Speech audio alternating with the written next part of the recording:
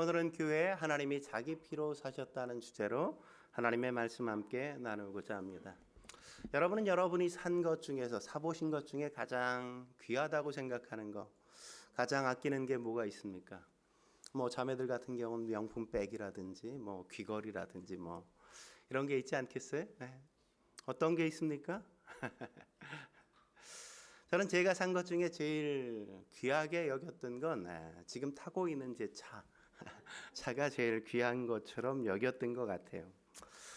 저 차를 사기 전까지는 늘 중고차를 샀습니다. 150만 원짜리, 40만 원짜리 이런 걸 사서 제가 늘 타다가 처음 산 새 차가 바로 지금 타고 있는 차예요.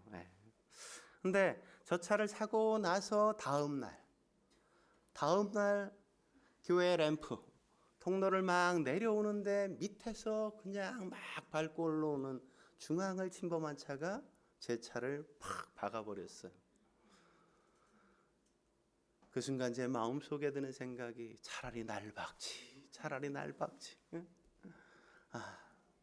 왜 이 차를 박아서 어제 겨우 샀는데 오늘 박아서 제 마음이 너무너무 아프더라고요.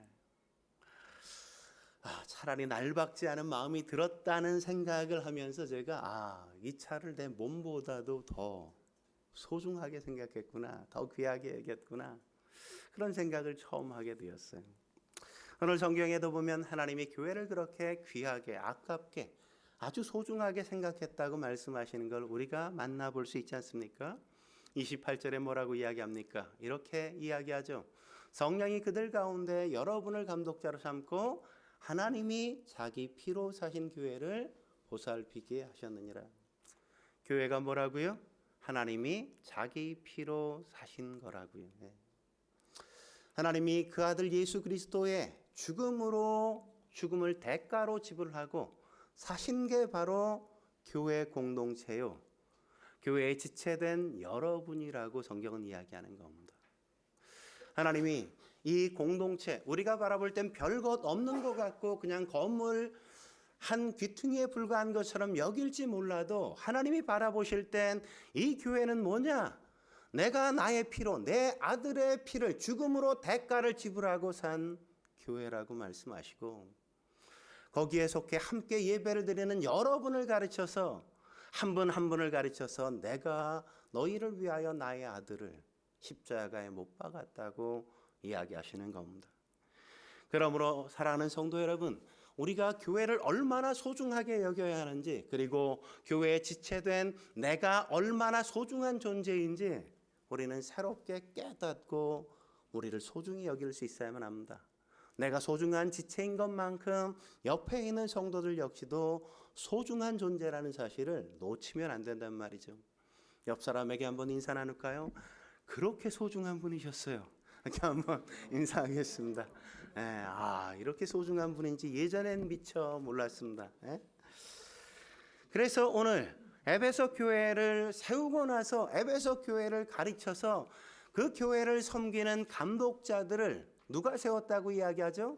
내가 세웠다 이렇게 말하지 않고 누가 세웠다고요? 성령이 세우셨다 이렇게 말하죠. 바울이 세웠지만 바울이 세운 게 아니라 하나님께서 바울을 통해서, 성령께서 바울을 통해서 교회의 감독자들, 봉사자들, 재직들을 세웠다는 겁니다. 그러니까 여기에 있는 권사님, 여기에 계신 집사님들은 다 누가 세웠다고요? 직분을? 성령께서, 하나님께서 우리를 세우신 거라고요. 교사들 역시도 목자들을 세울 건데 목자들 역시도 누가 세워요? 성령께서 세우신 거라는 사실을 우리가 놓치면 안 돼요. 그냥 목사님이 그냥 한 해 동안 섬기라고 이렇게 세워준 거지. 그게 아니라 성령께서 목사를 통해서 그렇게 세우신 거라는 사실을 우리가 놓치면 안 된단 말이죠. 그러므로 우리가 선 그 자리에서 교회를 어떻게 섬겨야 돼요? 두렵고 떨리는 마음으로 섬겨야 된단 말이에요. 그리고 우린 하나님이 자기 피로 사신 그런 지체답게, 성도답게 우리가 생활을 해가야 하는 겁니다. 그렇다면 하나님이 자기 피로 사신 교회에 지체답게 살려면 어떻게 해야 될까요? 첫째로 주어진 환경에서 최선을 다해야 할 수 있어야만 합니다. 주어진 환경에서 최선을 다할 수 있어야 한단 말이죠. 여러분, 바울이 지금 어떤 상황에 놓였다고 이야기하죠? 22절, 23절 지난주에 우리가 살펴본 본문에 이런 이야기를 하는 걸 우리가 볼 수 있죠. 같이 읽겠습니다. 시작. 보라, 이제 나는 성령에 매여 예루살렘으로 가는데 거기서 무슨 일을 당할는지 알지 못하노라. 오직 성령이 각 성에서 내게 증언하여 결박과 환난이 나를 기다린다 하시나. 하나님의 나라를 전파하고 복음을 전하고 있는 바울의 앞길에 그 앞길이 창창한 게 아니었단 말이죠. 평탄하지 않았단 말이죠. 그의 가는 모든 걸음걸음마다 결박이 기다리고 환난의 그를 기다리고 있다고 이야기하지 않습니까? 그러니까 성령에 매여가고 있지만, 성령에 이끌려 내가 그 길을 가고 있지만, 그럼에도 불구하고 내가 가는 길이 하이웨이가 아니라 그 앞길을 턱턱 막고 나를 괴롭히고 나를 고통스럽게 만들고 내게 어려움을 가중시키는 수많은 문제가 내 앞에 있을 거라는 사실을 성령께서 가르쳐 주고 계시단 말이죠. 그건 바울의 앞길만 그랬을까요? 그렇지 않다고요. 에베소 교회 장로들에게도 뭐라고 이야기합니까? 오늘 보면 29절 30절에 이렇게 말하는 걸 볼 수 있죠. 같이 읽어볼까요? 시작. 내가 떠난 후에 사나운 이리가 여러분에게 들어와서 그 양떼를 아끼지 아니하며 또한 여러분 중에서도 제자들을 끌어 자기를 따르게 하려고 어그러진 말을 하는 사람들이 일어날 줄을 내가 아노라. 에베소가 어떤 교회입니까? 개척한 지 3년밖에 되지 않았어요. 겨우 3년밖에 되지 않은 그 어린 교회가 바로 에베소 교회였습니다. 그런데 그 교회를 세웠던 바울이 떠나게 되어지면 어떤 일이 벌어져요? 바울이 떠나면서 어떻게 이야기합니까? 하나님이 너희를 책임져 주실 거야. 하나님이 너희를 지켜주실 거야. 이런 격려의 이야기를 남기고 떠나지 않는다고요. 뭐라고 경고합니까?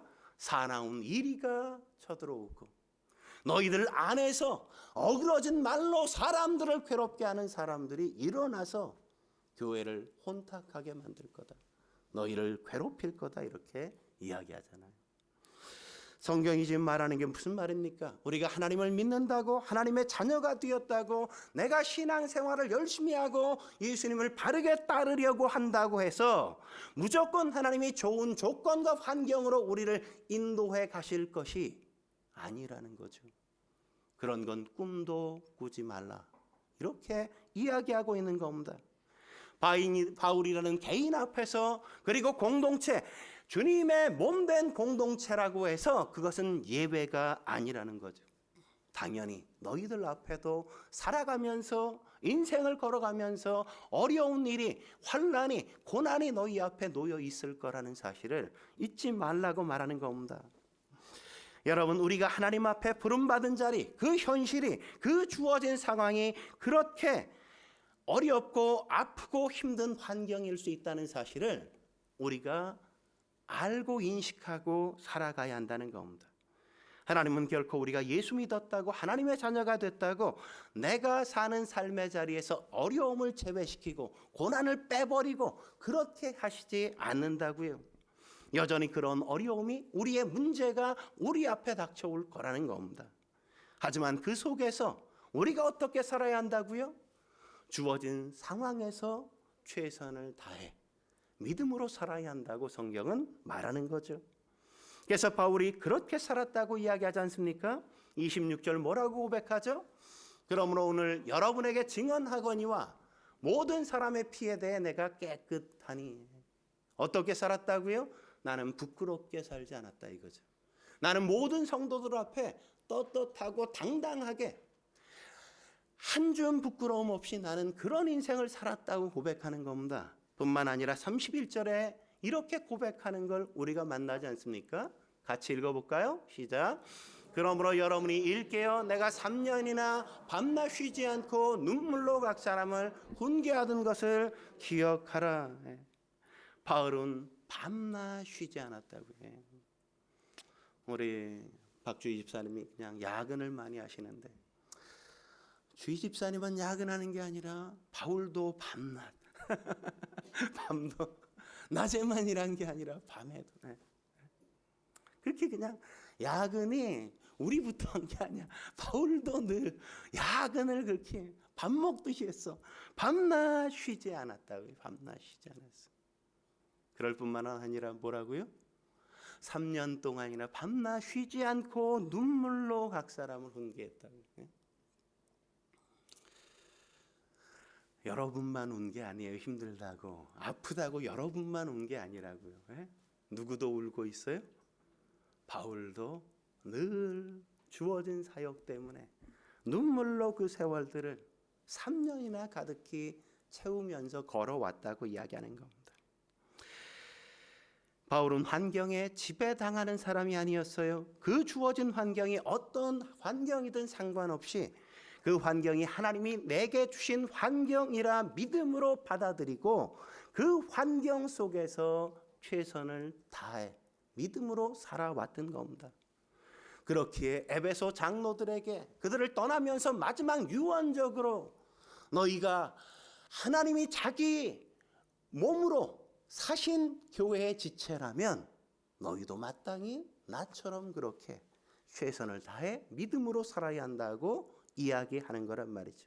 왜죠? 하나님이 자기 피로 사신 나이기 때문에 교회를 섬길 때에도 하나님의 몸을 섬기는 것처럼 그렇게 해야 된다고 말하는 겁니다. 때로는 밥을 굶을 수 있어요. 때로는 잠도 자지 못할 수도 있습니다. 그러나 내게 전혀 유익하지 않을지라도 그게 그리스도의 몸을 세우는 일이라면 마땅히 우리는 최선을 다해 살아야 한다고 이야기하는 거죠. 그러나 우리는 어떻게 하죠? 늘 환경 탓하고 오늘을 낭비하지 않습니까? 내일을 기약하며 오늘을 허비할 때가 얼마나 많아요. 그러나 하나님은 언제나 자신이 처한 환경에서 최선을 다해 살아가는 그들을 통해 역사하셨단 말이죠. 그들을 사용하셔서 새로운 역사를 만드셨다는 사실을 우리는 놓치지 말아야만 합니다. 여러분 성경을 보십시오. 성경에 나오는 인물 가운데 어떤 사람이 탱탱 놀다가 하나님의 부름을 받아 쓰임 받았다 이런 거 봤습니까? 디비져 자빠져 자다가 게으름 팍팍 피우다가 나태한 중에 하나님의 부름을 받아 쓰임 받았다고 성경이 이야기하는 거 찾으면 저한테 갖고 와 보세요. 여러분 모세가 어떻게 부름을 받았습니까? 그가 언제 하나님의 부름을 받았죠? 그가 양을 칠 때잖아요. 드러누워 잠잘 때가 아니라 양을 치고 있을 때 부름을 받았단 말이죠. 여러분 모세가 화려한 궁정에서 살지 않았습니까? 그는 황제였다고요. 황제의 아들이었다고요. 근데 그가 광야로 내쫓겨서 도망가다가 목자가 되었어요. 생각해 보세요. 하루아침에 왕의 자리에서 목동 그냥 최하천민이 되었다면 천민이 되었다면 그게 얼마나 일하고 싶겠어요? 거의 왕자로 왕노릇하고 살다가 그냥 노예가 하는 일을 하는 거니까 얼마나 하기 싫었겠어요. 거기다가 자기 집에서 결혼해 살았어요. 처가살이를 무려 40년이나 지금 하고 있다고. 처가살이를 40년 동안. 그러니까 그럼에도 불구하고 모세는 내게 주어진 환경 그것을 탓하거나 낭비하지 않고 그게 하나님이 내게 주신 자리라고 믿었기 때문에 최선을 다해 살았던 겁니다. 그렇기에 하나님이 그를 들어 민족의 지도자로 사용하신 거란 말이죠. 다윗도 마찬가지 아니에요? 다윗이 언제 부름을 받았죠? 시편 78편 20절 같이 한번 볼까요? 같이 읽어보죠. 시작. 또 그의 종 다윗을 택하시되 양의 우리에서 취하시며. 여러분 잊지 마십시오. 가장 중요한 단어가 뭐예요? 양의 우리에서 취했다는 겁니다. 다윗이 뭐 할 때 그를 하나님께서 택하셨어요? 열심히 양을 치고 있을 때. 하나님이 이스라엘 왕으로 기름 부음을 받을 자를 이새 집에 찾기 위해서 사무엘 선지자가 찾아왔어요. 근데 이새는 어떻게 했습니까? 야 다윗 너는 막내니까 보잘것 없으니까 너는 그냥 가서 양이나 치고 있어. 형들 양까지 다 네가 치고 있어. 그리고 형들은 다 색동옷 입고 잘 차려입혀 딱 준비해 놨잖아요. 근데 하나님이 사무엘이 딱 보는 순간 뭐라 그래요? 와, 근사하게 생기고 화려한 옷을 입었지만 걔는 아니야. 걔는 아니야. 걔도 아니야. 그것도 아니야. 이러면서 7명의 형들을 다 제끼고 이게 전부냐고 아들에. 그렇게 묻게 하시지 않습니까? 그제서야 이새가 뭐라 그래요? 아, 양치는 다윗이 있는데 걘 좀 형편없는데 제가 보기도. 근데 딱 데리고 오니까 뭐라 그래요? 그가 맞아.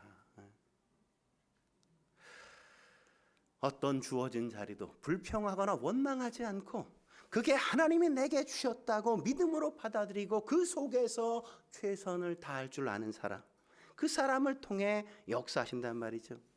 왜 그렇게 주어진 환경에서 최선을 다하는 사람을 통해 역사하실까요?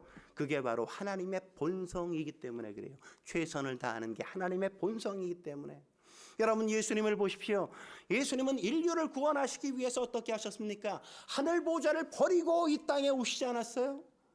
이 땅에 오셔서 어떻게 하셨어요? 그분은 십자가에 달려 돌아가셨단 말이죠. 여러분, 그게 쉬워서 한 일입니까? 그렇게 하는 일이 뭐 즐거운 일이었습니까? 전혀 그렇지 않다고요. 그건 누구도 하고 싶지 않았습니다. 그건 고통의 자리였어요. 눈물의 자리였어요. 하기 싫은 일이었어요. 그러나 인류를 구원하기 위해 최선이 바로 그 일밖에 없었기 때문에. 하나님의 아들이시면서도 기꺼이 자기의 목숨을 걸고 내가 알 수 있는 최선을 다하시고자 십자가에 머무셨다고요. 그 덕분에 우리가 예수를 믿고 우리가 교회를 다닐 수 있는 기회가 주어진 겁니다. 그러므로 우리가 어떻게 해야 돼요? 우리도 그분처럼 내게 주어진 삶의 자리, 그곳에서 나는 왜 이거야? 나는 왜 이걸 해야 돼? 이게 아니라 하나님이 이곳에서 나에게 산 제사를 드리라고 하는구나. 기쁨으로 내가 할 수 있는 최선으로 하나님 앞에 예배할 때 그때 하나님의 기름 부으심이 있는 겁니다. 저와 여러분들이 그런 인생으로 하나님을 기쁘시게 할 수 있길 주의 이름으로 축원합니다. 한 걸음 더 나아가 하나님이 자기 피로 사신 교회에 지체답게 살려면 어떻게 해야 될까요? 두 번째, 언제나 영적으로 깨어 근신해야만 합니다. 언제나 영적으로 깨어 근신해야 된단 말이죠. 28절에 그렇게 말하지 않습니까? 같이 한번 읽어볼까요? 28절 시작. 여러분은 자기를 위하여 또는 온 양떼를 위하여 삼가라. 성령이 그들 가운데 여러분을 감독자로 삼고 하나님이 자기 피로 사신 교회를 보살피게 하셨느니라. 여기서 삼가다라는 단어의 의미는 지속적으로 주의를 기울이고 경계하라, 이런 의미인 겁니다. 다시 말하면 영적으로 깨어 있어 근신해야 한다, 이런 것 아니겠어요? 다른 말로 하면 하나님께서 자기 피로 사신 교회를 보살피기 위해 절제하며 살아야 된다, 이런 말이라고요. 절제하며 살아야 된다. 그렇잖아요. 하고 싶은 거 다 하고 놀고 싶은 거 다 놀고 먹고 싶은 거 다 먹고 손은 누가 키워 그러면? 에? 에? 해야 될 일은 언제 하겠어요 그러면? 에?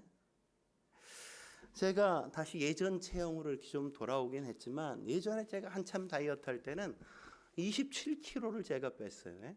제가 이 몸에서 우리 무영이 둘째 손주 무영이가 지금 한 25kg, 7kg 요 사이거든요. 무영이 하나를 빼낸 거야, 이 몸에서. 지금 이 체구에서. 여러분, 그걸 얼마 만에 했냐? 8개월 만에 했어요. 그러니까 한 달에 3kg씩 뺀 거예요, 한 달에. 그러니까 애 하나씩 한 달에. 자매들은 뭐 10개월에 애를 하나 낳았는데 저는 여덟을 낳았어요. 여덟을. 매달 애를 낳았어, 저는. 제 몸에서. 그렇게 뺐어요. 어떻게 뺐는지 아세요? 운동해서 빼주지 않더라고요. 뭐 그냥 아침에 출근 시간 1시간, 퇴근 시간 1시간, 2시간을 걸어도 살이 안 빠지고 자전거를 열심히 집에서 타도 그래도 빠지지 않아요. 어떻게 해야 빠지는지 아십니까? 골라 먹어야 빠져요. 골라 먹어야. 전 안 먹지 않았어요. 먹었어요. 근데 먹는 거를 골라 먹었어요. 탄수화물은 줄이고, 국물은 나트륨 줄이고, 야채는 배부르게 먹고, 고기는 적당량을 먹고. 쌈을 먹으면 고기를 먹을 때 한 3장 상추를 올리고 고기 한 점 넣고 그냥 밥은 반 공기 3분의 1 공기만 먹고. 저는 안 가는 식당은 없었어요. 그냥 그 식당에서 주로 야채 위주로 먹고 그거로 배를 채우는 거. 그러니까 한 달에 그냥 그렇게 빠져요. 늘 식당에 가면 제가 영적으로 깨어나는 거예요. 아, 이거 먹으면 안 돼, 저거 먹으면 안 돼, 이렇게 절제가 시작되는 거예요. 거기서 이게 깨어 있지 않으면 이것저것 먹으면 그냥 지방이 내 베들레헴을 확장시킨단 말이죠. 그 수밖에 없는 겁니다. 그렇게 하는 겁니다. 절제해야만 내가 원하는 일, 내가 해야 할 일을 할 수 있기 때문에 그런 거죠. 그렇다면 누굴 위해 영적으로 깨어 근신해야 할까요? 먼저는 자기 자신을 위해 영적으로 깨어 근신해야 된다고요. 오늘 본문에 뭐라 그래요? 자기를 위하여 삼가하라 이렇게 얘기하죠. 왜죠? 깨어 근신하지 않으면 죄의 유혹에 쉽게 미혹될 수 있기 때문이란 말이죠. 탐욕에 사로잡혀 살 수 있기 때문에 그래요. 영적인 침체에 빠지거나 하나님으로부터 쉽게 무감각해질 수 있기 때문에 그런 겁니다. 그래서 베드로는 베드로전서 4장 7절에 이렇게 권면하지 않습니까? 같이 한번 읽어볼까요? 시작. 만물의 마지막이 가까이 왔으니 그러므로 너희는 정신을 차리고 근신하여 기도하라. 정신을 차려라. 영적으로 깨어 근신해야 된다. 그러기 위해선 뭘 해야 돼요? 기도하는 것으로 해. 그러니까 그 사람이 깨어 있냐 안 깨어 있냐 뭐로 알아요? 기도하냐 안 하냐로 해. 기도하는 사람, 깨어 있는 사람. 기도 안 하는 사람, 그냥 여전히 잠에 취해 사는 사람 이렇게. 근데 왜 우리가 깨어 기도해야 됩니까? 만물의 마지막이 가까이 왔기 때문에, 종말이 가까웠기 때문에 그렇단 말이죠. 여러분, 지금이 마지막 시대를 산다는 생각 여러분 하고 계십니까? 종말의 시대를 살아가고 있다는 생각하세요? 주님이 곧 재림하실 거라는 생각 여러분 하고 사십니까? 물론 지나치게 그런 것에 사로잡혀 사는 것도 문제예요. 그러면 어떻게 돼요? 가정도 버리고 직장도 버리고 산 기도원에 들어갈 수밖에 없어요. 그런 사람들. 그건 경계해야죠. 그러나 건강한 종말론, 우리가 깨어 있어야 된다는 사고를 가지면 기도하게 되어져요. 말씀을 보게 되어져요. 읽은 말씀대로 순종해 살게 되는 거란 말이죠. 여러분, 우리가 소도 자기가 도살장에 끌려가는 걸 알아요, 몰라요? 알잖아요, 가는 걸. 지진이나 해일이 올 때 벌레는 짐승들, 미물들이 다 그냥 피하여 도망가잖아요. 다 산으로 올라가고 막.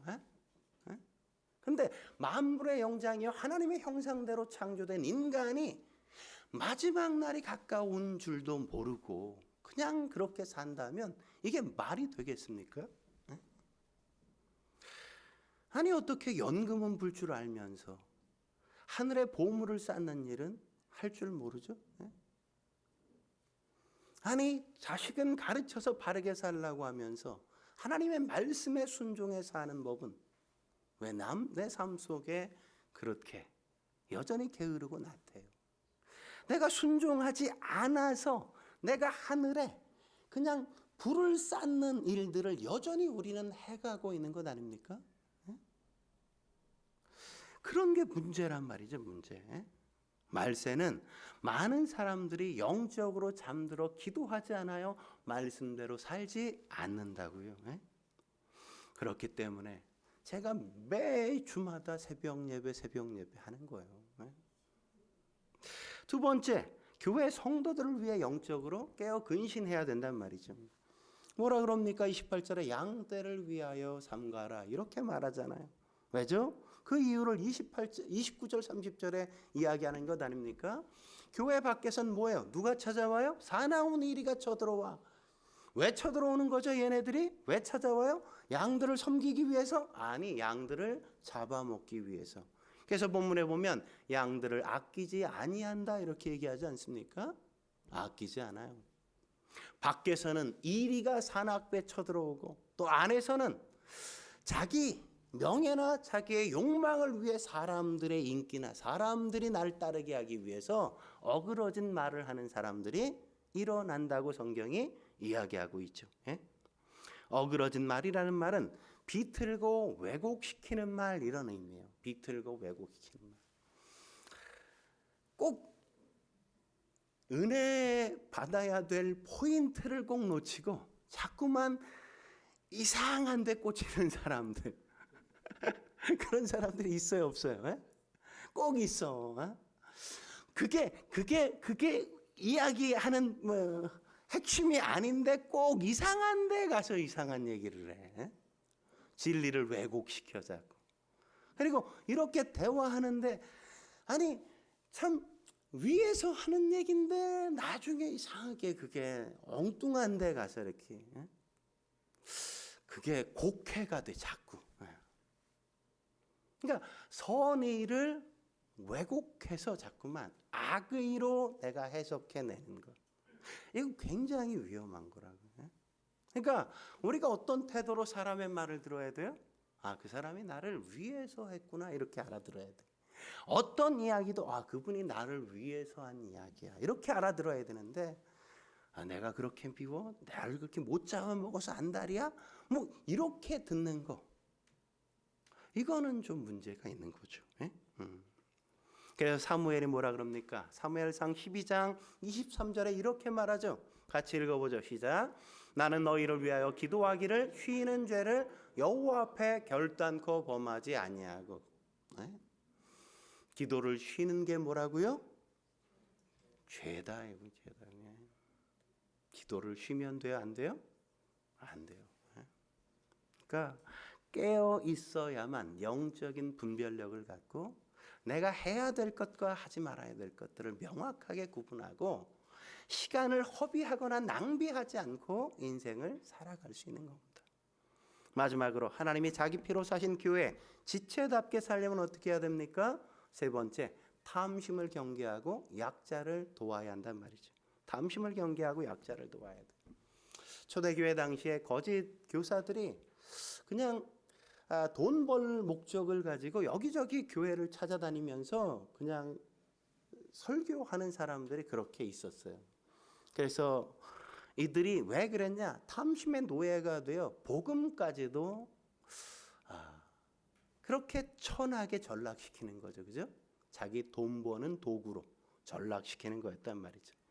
그래서 베드로가 뭐라고 얘기합니까? 베드로전서 5장 2절에 이렇게 말하죠. 같이 읽어볼까요? 시작. 너희 중에 있는 하나님의 양머리를 치되 억지로 하지 말고 하나님의 뜻을 따라 자원함으로 하며 더러운 이득을 위하여 하지 말고 기꺼이 하며.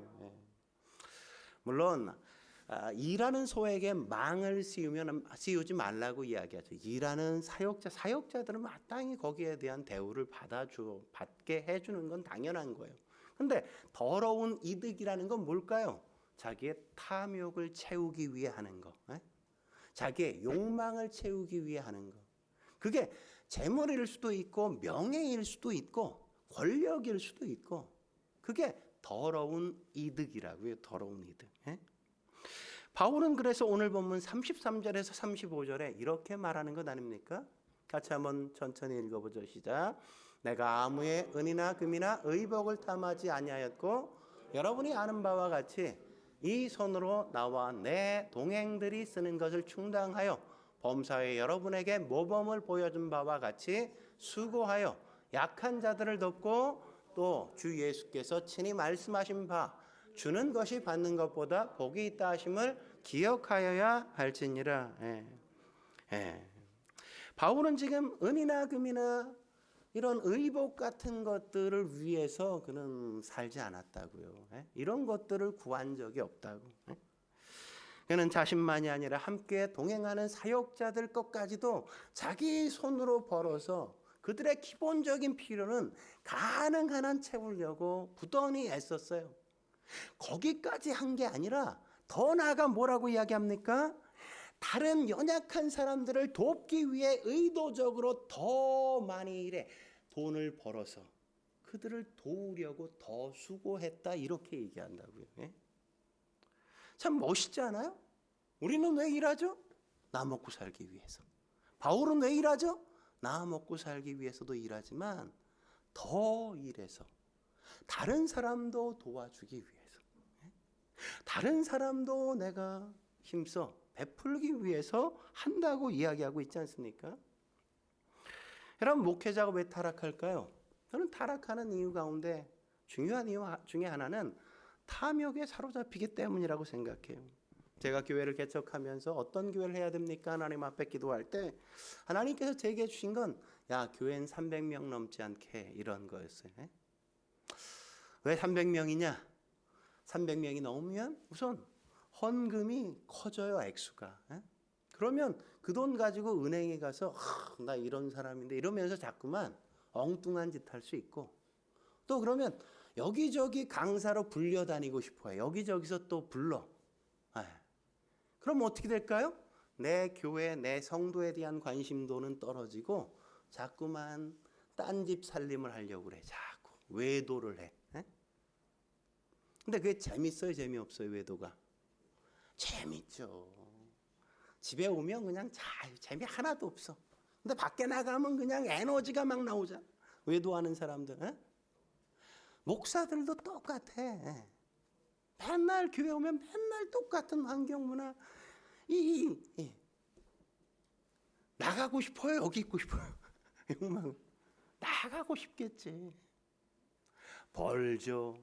있는 척하죠. 책 내라 그래요. 책 내죠. 막 여기저기 불려다니죠. 재미있죠. 근데 내 살림은 망가지는 거죠. 망가지는 거. 내 양이 뭐 때문에 아파하는지, 내 성도가 뭐 때문에 고민하는지 몰라요. 300명이 넘으면 제가 알 것 같아요? 몰라요. 성도들 이름 다 기억 못해요. 그 집들 제가 잘 알까요? 만날까요? 한 달에 1년에 한 번씩? 못 만나요. 아니, 양이 목자를 모르고 목자가 양을 모르는데 그게 목사고 양이에요? 그거 아니죠. 아니죠.